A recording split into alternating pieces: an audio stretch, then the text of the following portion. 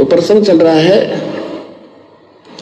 कि जब ऐसी परम शक्ति है उसकी खोज करनी चाहिए। अब ध्यान से सुनना, तीसरे नंबर का पॉइंट। इतना सब कुछ महिमा बता के अपने आप को छुपा कर और कह रहे हैं कि यदि फिर ऐसी कोई परम शक्ति है तो उसकी खोज करनी चाहिए। ध्यान से सुनना भाई और बहनों। तो प्रश्न चल रहा है कि जब ऐसी परम शक्ति है उसकी खोज करनी चाहिए जिससे सारा ही सुख होता है, और आपको तो खोजा खाजा मिला हुआ है। दास बता रहा, प्रमाण दे रहा है। और गुरुदेव कह रहे हैं आपको तो खोजा खाजा मिला हुआ है, आपको तो सर्च करने की जरूरत भी नहीं है उस परमात्मा को, आपको तो खोजा हुआ मिला है। अब भाई और बहनों, गुरुदेव ने जो दो शब्द कहे हैं वो कितने गहरे हैं कि यदि ऐसा कोई परमात्मा है, कोई परम शक्ति है, तो उसकी खोज करनी चाहिए जो सारे सुख दे। और फिर कह रहे हैं कि आपको तो खोजा खाजा मिल गया, आपको तो खोजा हुआ मिल गया। भाई खोज क्यों करनी चाहिए? अगर ऐसी कोई परम शक्ति है तो उसकी खोज करनी चाहिए। अब खोज क्यों करनी चाहिए भाई और बहनों? उससे लाभ लेने के लिए, उससे फायदा उठाने के लिए। और खोज भाई और बहनों किसकी की जाती है? जो जिंदा है। मुर्दे की थोड़ी ना कोई खोज होती है। मुर्दा हमें क्या लाभ देगा? अरे मुर्दा हमें क्या लाभ देगा, क्या फायदा देगा, क्या हमारे कार्य सिद्ध करेगा? जो जिंदा होगा उसकी खोज की जाती है, वो हमें लाभ देगा। तो गुरुदेव कह रहे हैं यदि ऐसा कोई परमात्मा है, परम शक्ति है, तो उसकी खोज करनी चाहिए। अब जिस प्रकार भाई और बहनों मुझे भूख लग रही है, तो भूखा आदमी, उसको यदि कोई बता दे कि भैया भूख तो रोटियां खाने से मिटेगी, रोटियां खाने से, और वो खा रहा था कंकड़, पत्थर, मिट्टी, गोबर, यानी आज से पहले हम खोजना चाहिए था भगवान को, भक्ति की प्यास बुझेगी भगवान से, और हम पूज रहे थे इन पत्थरों को, पेड़ों को, मंदिरों को, मस्जिदों को, चर्चों को, गुरुद्वारों को। हम भगवान को नहीं खोज रहे थे, भगवान हमें मिल नहीं रहा था। तो इसी प्रकार कोई प्यासा आदमी है, कोई भूखा आदमी है, और वो इधर उधर भटक रहा है कि मेरी भूख मिटे, मेरी भूख मिटे। कभी वो जो है मिट्टी फाँक रहा है, कभी जो है वो कंकड़ फाँक रहा है, और कोई समझदार आदमी उसको बता दे रहा है भगवान को खोज, भगवान को। ये भक्ति वाली तड़प, भक्ति वाली प्यास, ये भगवान की खोज करने से मिटेगी। तो जो आदमी मिट्टी खा रहा था रोटी समझ के, पत्थर खा रहा था रोटी समझ के, उसको कोई कह दे रे भाई रोटी ढूंढ, रोटी को खोज, रोटी को खोजने से तेरी भूख मिटेगी। और फिर वो आदमी कहते ले तेरे को तो खोजी खुजी मिल गई रोटी, ये ले मेरे पास में ले, तेरे को तो खोजनी भी नहीं पड़ी, तेरे को तो खोजा खाजा मिल गया खाना, ये ले। अब वो आदमी क्या करेगा? तुरंत उस रोटी को उठाएगा और खाएगा और अपनी भूख शांत करेगा। तो गुरुदेव क्या कह रहे हैं? यदि ऐसी कोई परम शक्ति है तो उसको खोजना चाहिए। और फिर गुरुदेव क्या करें कि आपको तो खोजा खाजा मिल गया परमात्मा, इस दास ने बता दिया। तो कहां भाई, लाओ, कहां परमात्मा, दिखाओ परमात्मा कहां है। उस आदमी ने रोटी खाई तब उसका पेट भरा। अब यदि वो खोजा हुआ परमात्मा है तो कहां है? हमें उनके दर्शन करवाओ, हम उनको दंडवत करेंगे, हम उनसे बैठकर सलाह मशवरा करेंगे, हम उनका आशीर्वाद लेंगे, उनसे ज्ञान चर्चा करेंगे, शंकाओं का समाधान करवाएंगे, हम उनसे आशीर्वाद लेंगे। अगर वो भगवान हमें खोजा खाजा मिल गया तो है कहां? अब वो आदमी कहते भैया तेरे को भूख लग रही है, प्यास लग रही है, ये ले रोटी मेरे पास में, तेरे को तो खोजी खाजी मिल गई, और रोटी उसको दे नहीं रहा, तो उस खोज का क्या फायदा? उसकी तो भूख नहीं मिटी ना। उसको तो जब तक रोटी नहीं मिलेगी ओरिजिनल, तब तक उसकी भूख नहीं मिटेगी। तो गुरु जी कह रहे हैं कि आपको तो खोजा खाजा परमात्मा मिल गया, तो भैया कहां है खोजा खाजा परमात्मा? वो दाढ़ी मूंछ वाला कबीर, वो कागज का टुकड़ा, वो हमसे बातें करेगा? वो हमारे सवालों का जवाब देगा क्या? वो कागज का टुकड़ा, दाढ़ी मूंछ वाले कबीर की फोटो, अगर खोजा खाजा भगवान है तो वो कागज का टुकड़ा ही वो हमें आशीर्वाद देकर हमारे कष्टों को दूर कर सकता है क्या? जिसको नाम उपदेश लेना है वो कागज का टुकड़ा दे देगा क्या बोल के? तो गुरुदेव जो कह रहे हैं तुम्हें खोजा खाजा परमात्मा मिल गया, कौन है वो खोजा हुआ परमात्मा? यानी गुरुदेव कह रहे हैं नालायकों, मैं तो खुद चलकर तुम्हारे सामने आ गया। तुम्हारा गुरु ही है वो परमात्मा जिसको तुम खोज रहे थे युगों युगों से, पहाड़ों पे, मंदिरों में, तीर्थों पर, मस्जिदों में कंकड़ पत्थर खा रहे थे तुम। खानी चाहिए थी रोटी, तो खोजना चाहिए था भगवान। खोज रहे थे हम ये मूर्तियां, कागज के टुकड़े। तो गुरुदेव जो कह रहे हैं ना कि तुम्हें खोजा खाजा मिल गया, गुरुदेव ये कहना चाह रहे हैं कि नालायकों, तुम्हारे सामने तुम्हारा बाप खड़ा है, तुम्हारा भगवान खड़ा है। खोजा खाजा यानी तुमने खोजने की जरूरत नहीं पड़ी, ये खोजने से नहीं मिलता, ये खुद आके मिलता है। तो भैया ओरिजिनल रोटी खाने से भूख मिटेगी। इसी प्रकार ओरिजिनल परमात्मा, और परमात्मा कैसा होता है क्या बताया गुरुदेव ने? नराकार, नराकार निर्विषम काल जाल भय भंजनम। बाइबल में क्या लिखा हुआ है? परमात्मा कैसा, उसका आकार कैसा है? मनुष्य जैसा। तो भाई अगर वो खोजा खाजा परमात्मा मिल गया है तो कहां है वो मनुष्य जैसा परमात्मा? वो बोलने चलने वाला परमात्मा कहां है? वो कागज का टुकड़ा नहीं, स्वयं गुरुदेव भगवान है वो परमात्मा जो हमारे सामने आके खड़े हुए हैं। अब स्पष्ट रूप से नहीं कहेंगे कि मैं कबीर हूं, मैं तुम्हारा भगवान हूं, और कहने में कोई कमी भी नहीं छोड़ी। बार बार गुरुदेव कहते हैं कि आपने इस दास को परमात्मा मानना पड़ेगा, आपने इस दास को भगवान मानना पड़ेगा। गुरु मानुष कर जानते ते नर कहिए अंध, ओवें दुखी संसार में आगे काल के फंद। तो भाई और बहनों, ये सत्संगों के सार के ऊपर वीडियो बन रहे हैं, सत्संगों के सार। तो गुरुदेव के सत्संग साधारण नहीं है, तत्वदर्शी संत के वचन साधारण नहीं होते। गीता और वेदों से भी गूढ़ होते हैं, गहरे होते हैं, और बिना उनकी विशेष रजा के इनको कोई समझ नहीं सकता, इन संकेतों को। क्योंकि काल के साथ गुरुदेव का एग्रीमेंट है कि आप जबरदस्ती ना करना, केवल अपना ज्ञान देना। तो जबरदस्ती तो परमात्मा अपनी पहचान नहीं करवाएंगे ना। जबरदस्ती तो नहीं कहेंगे कि मैं कबीर हूं, मैं आया हूं सतलोक से चलकर, और कहने में कोई कमी भी नहीं छोड़ रहे, और फिर भी हम नहीं समझे, इन सत्संगों को नहीं समझे। इसलिए फिर परमात्मा ने साध संगतियां शुरू करवाई है कि शब्द सैन सतगुरु की पिछाणे, वो पावे अटल सुहाग रे। तो क्या कह रहे हैं गुरुदेव भगवान कि आपको तो वो परमात्मा खोजा खाजा मिल गया।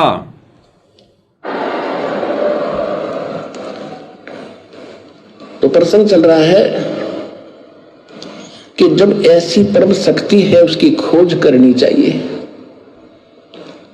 जिससे सारा ही सुख होता है। और आपको तो खोजा खाजा मिला हुआ है, दास बता रहा, प्रमाण दे रहा, और उस परमात्मा कबीर इज गॉड है। 6 तो गवाह है दास के पास, 6 गवाह उस पर कि कबीर इज गॉड। कौन कबीर? धानक रूप रहा करतार, वो काशी के अंदर जो धानक जुलाहा था वो भगवान। और कौन कबीर? वो काशी के अंदर जो धानक जुलाहा था वो कबीर। आपको तो खोजा खाजा मिल गया। अब उस आदमी को कोई कहे जो कंकड़ पत्थर खा रहा था कि भाई रोटी खाने से पेट भरेगा, और देख तेरे को तो खोजी खाजी मिल गई, और वो कहे कहां है? देख 650 साल पहले वो रोटी बनी थी वहां पर भंडारा हुआ था 650 साल पहले वो रोटी। अब बताओ भाई और बहनों, उसकी भूख मिटेगी क्या? वो 650 साल पहले वाली बातें याद करके उसकी भूख शांत होगी क्या? उसको तो वर्तमान में रोटी चाहिए। तो गुरुदेव कह रहे हैं तुम्हें तो खोजा खाजा परमात्मा मिल गया। कौन कबीर? जो 650 साल पहले धानक रूप में आया था। अरे वो हमारे किस काम का? वर्तमान में कहां है वो कबीर जिसकी हम भक्ति करना चाहते हैं, जिसके दर्शन करना चाहते हैं? थारे दर्शन से हमारे पाप कटत हैं, निर्मल होवे जी शरीर, आज मोहे दर्शन दियो जी कबीर। तो धर्मदास को परमात्मा ने सतलोक से चल के दर्शन दिए, तब उसकी प्यास बुझी, निर्मल हुई उसकी आत्मा। तो हमें भी अगर सतलोक जाना है तो साक्षात कबीर जी के दर्शन चाहिए, कबीर जी का आशीर्वाद चाहिए साक्षात। 650 साल पहले वाले कबीर से बात नहीं बनेगी। वो वर्तमान में कबीर कहां है? तो भाई और बहनों, परमात्मा अपने आप को छुपा भी जाते हैं और हकीकत भी संकेत में बता जाते हैं। ग्रंथ गवा और फिर भी ना समझ में आओ तो बता, फिर परमात्मा के फिर हम क्या करें? फिर कौन सा तरीका अपनाएंगे आपके लिए, भगवान को पहचानने के लिए और उससे गुण लाभ प्राप्ति करने के लिए? अब भाई और बहनों, परमात्मा ने सत्संग करके समझाने में कमी नहीं छोड़ी। नहीं समझे तो अब सात संगतियों के माध्यम से कोई कमी नहीं रखवा रहे।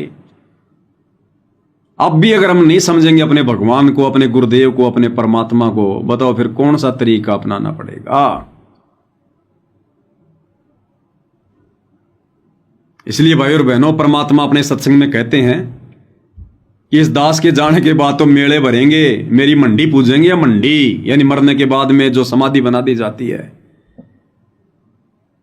फिर यहां मेले लगा करेंगे, बिना बुलाए आवेंगे, लेकिन फिर क्या मिलेगा? टट्टू। और गुरुदेव कहते हैं बाद में जागने की आदत है हमारी, बाद में जागने की आदत है। और फिर एक बात गुरुदेव ने कही कि जो आत्माएं वर्तमान में जाग गई वो बड़ी भागवान आत्माएं हैं, बड़ी भागवान। क्या कह रहे हैं गुरुदेव? कितना गहरी बात बता रहे हैं पूज्य गुरुदेव भगवान। के गांव आओगे यहाँ पे, पर ये जब आओगे जब ये उदास जालेगा। गांव के गांव आवेंगे यहाँ पे, लेकिन तब आओगे जब ये दास यहां से जालेगा। गुरुदेव अपने लिए कह रहे हैं, जब ये दास यहां से चला जाएगा सतलोक वापस, तब यहां गांव के गांव आएंगे। के गांव आओगे यहाँ पे, पर ये जब आओगे जब ये उदास जालेगा। फिर और मंडी बनाओगे, मंदिर काटेंगे, बेगन तार देंगे, फिर यहाँ के टट्टू होगा, कुछ भी नहीं होगा। अब संत चला जा, उसके जैसे वैद्य मर जा। अब जिंदा जब जीवित है, जब दवाई दो, नब्ज देखेगा, सारी विधि बतावेगा तो बेड़ा पार होगा। और वो चला जा, फिर पाछा से उसकी मूर्ति बना लो, छोटा मंदिर बना लो, घंटी बांध लो, वो लाभ नहीं हो सकता आपको। अब सुनो, तो ये हमारे अंदर बाद में जागरण की आदत है। वर्तमान में जो जागेंगे वो बहुत भाग्यवान और पुण्यकर्मी प्राणी है, सत्कर्म मानना। तो वर्तमान में कौन जागे? केवल सत्सेवक भाई बहन जागे। वर्तमान में जागने का मतलब है गुरु की परमात्मा के रूप में पहचान करना। किसने की? सत्सेवक भाई बहनों ने की। गुरुदेव कह रहे बाद में जागने की आदत है हमारी, लेकिन जो वर्तमान में जाग गए वो बड़ी भागवान आत्मा है, सत्कर्म मान लेना। अरे जाने के बाद तो हमने राम को भगवान माना, श्री कृष्ण को भगवान माना, देवी देवताओं को भगवान मान लिया, रहते सहते किसी ने नहीं माना। जाने के बाद तो हमने दाढ़ी मूंछ वाले उस कबीर को भगवान मान लिया, 650 साल पहले उसको किसी ने नहीं माना। और वो ही गलती हम वर्तमान में कर रहे हैं। अब वर्तमान में हमने उस दाढ़ी मूंछ वाली कबीर की फोटो को भगवान मान लिया, लेकिन वर्तमान में जो भगवान धरती पर प्रकट है संत रूप में, गुरु रूप में, उनको हम फिर अपने जैसा मान रहे हैं। वो ही 650 साल पहले वाली गलती कर रहे हैं हम। तो गुरुदेव कह रहे बाद में जागने की आदत हमारी, ये गंदी आदत है, लेकिन जो वर्तमान में जाग गए वो बड़ी भागवान आत्मा है, सत्कर्म मान लेना। एक बार फिर से सुन लो परमात्मा के मुख कमल से।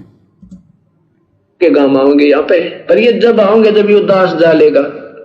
फिर और मंडी बनाओगे, मंदिर काटेंगे, बेगन तार देंगे, फिर यहाँ के टट्टू होगा, कुछ भी नहीं होगा। अब संत चला जा, उसके जैसे वैद्य मर जा। अब जिंदा जब जीवित है, जब दवाई दो, नब्ज देखेगा, सारी विधि बतावेगा तो बेड़ा पार होगा। और वो चला जा, फिर पाछा से उसकी मूर्ति बना लो, छोटा मंदिर बना लो, घंटी बांध लो, वो लाभ नहीं हो सकता आपको।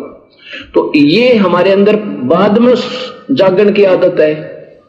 वर्तमान में जो जागेंगे वो बहुत भाग्यवान और पुण्यकर्मी प्राणी है, सत्कर्म मानना।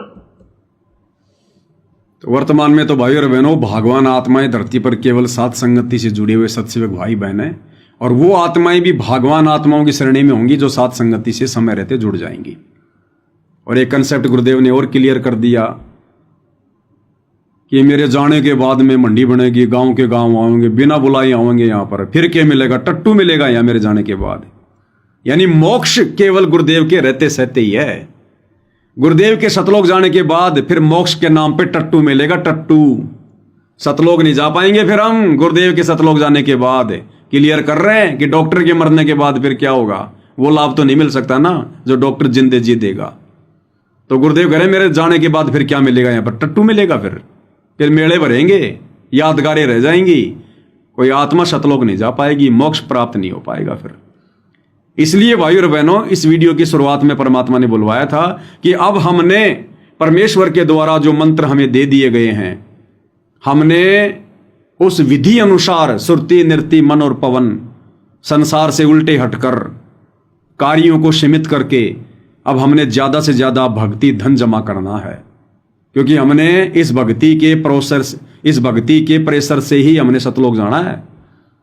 गुरुदेव भगवान तभी दया करेंगे यदि हम अपनी तरफ से पूरी कोशिश कर रहे हैं, और थोड़ी बहुत 19-20 हो भी गया तो भी परमात्मा संभाल लेगा हमारे इस प्रयत्न को देखकर, हमारी नीयत को देखकर। और भैया गुरु को अपने जैसा मानुष मान लिया, दाढ़ी मूंछ वाले कबीर को आपने भगवान मान लिया, पीड़े पर्चे निकाले जा रहे हैं, राजनेताओं की रैलियों में जा रहे हो, तो भैया फिर ये सतलोक जाने के लक्षण नहीं है। तो भाई और बहनों, परमेश्वर ने आप और हम सभी सत्सेवक भाई बहनों के ऊपर जो विशेष रजा बख्शी है कलयुग की बिचली पीढ़ी में, ये विशेष है भाई और बहनों, विशेष। और इस रजा को हमने इसी प्रकार से आपस में प्यार प्रेम से रहकर मनमुटावों को समाप्त करके राग द्वेष ईर्ष्या किसी की भी प्रति ना रखें, कोई मन में शत्रु भाव भी नहीं आना चाहिए हमारे। हमने अपने गुरुदेव भगवान के जैसा बनना है, जैसा उन्होंने एक भगत बनकर हमें दिखाया। कबीर खड़ा बाजार में मांगे सबसे खैर, ना काहूं से दोस्ती ना काहूं से बैर। तो हमने इस प्रकार से भाई और बहनों अब संसार से उल्टा हटकर केवल हम उतनी ही सांसारिकता में रमेंगे जितना हमारे लिए आवश्यकता है। जितना आटे में लून, जब रोटियां बनाती हैं माता बहनें, तो वो आटे में उतना ही नमक डालती है जो हमारे टेस्ट को प्रभावित ना करे। तो संसार में हम केवल इतना ही रहेंगे, इतना ही मतलब रखेंगे जिससे हमारा काम चल जाए, हमारी रोजी रोटी चलती रहे। आवश्यकता से ज्यादा रमेंगे तो जिस प्रकार आवश्यकता से ज्यादा आटे में नमक डाल दिया वो सारा टेस्ट खराब कर देगा। बाकी समय परमात्मा की भक्ति में, उनके चिंतन मनन में, सतगुरु की महिमा में। तो भाई और बहनों, पूज्य गुरुदेव भगवान के आशीर्वाद से आज की साथ संगति में केवल इतना ही। फिर परमात्मा समय देंगे, मौका देंगे तो सतगुरु महिमा में उपस्थित होंगे। अभी जयपुर में 2 दिन की साथ संगति थी, काफ़ी संख्या में भगत भाई बहन आए हुए थे और परमेश्वर की खूब महिमा हुई, मालिक को भोग लगा, आत्माओं की बैटरी चार्ज हुई। आप सब भगत भाई बहन भी अपने अपने क्षेत्र में जहाँ भी आप रहते हैं, आसपास के भगत 150 किलोमीटर के, जब भी आपको मौका मिले कम से कम महीने में एक बार आप भी परमेश्वर की महिमा करें, छोटी मोटी साथ संगति रखें। लेकिन ध्यान रखना, नियम वही हैं साथ संगतियों के। साध संगति रखवाने वाला जो मुख्य व्यक्ति है, यदि वो रजोगुण में है, यदि वो शारीरिक संबंधों में है अपनी स्त्री के साथ में, तो आपने उसके घर पर साथ संगति में नहीं जाना है। नियम सब वही हैं। आपको लगे कि ये भगत मर्यादा में नहीं है, आपने उसके घर पर साथ संगति में नहीं जाना है। अब हमने केवल अच्छे, सच्चे और मर्यादित भक्तों की ही संगति करनी है। क्योंकि परमात्मा कहते हैं कामी क्रोधी लालची इनसे भक्ति ना होई।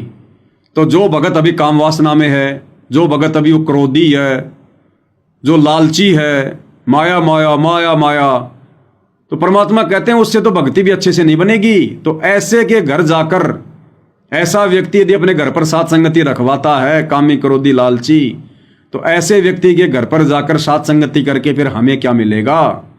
हम जिसकी संगति करेंगे उसके गुण हमारे अंदर आते हैं। वो चाहे भगत हो चाहे भगवान हो, संगति और कुसंगति इस भक्ति में साथ साथ चलती है। तो ये डिसीजन आप भगत भाई बहनों का होगा।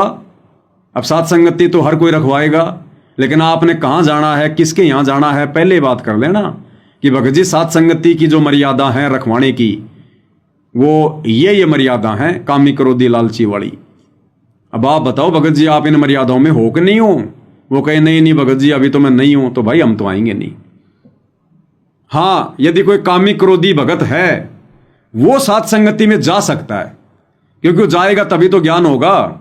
लेकिन जो भगत कामी क्रोधी लालची है, यदि वो साथ संगति रखवा रहा है और हमने यदि पता चल गया तो फिर हमने वहां नहीं जाना, क्योंकि हम अच्छे सच्चे और दृढ़ भगतों की संगति करेंगे। परमात्मा ने कह रखा कि सच्चे भगतों की संगति करो। सच्चा भगत कौन होगा? जो कामी क्रोधी लालची नहीं होगा, वो सच्चा भगत है, और वो ही दृढ़ होगा। तो हमने उन्हीं की संगति करनी है। तो ये बातें हमने विशेष तौर पर ध्यान रखनी है भाई और बहनों।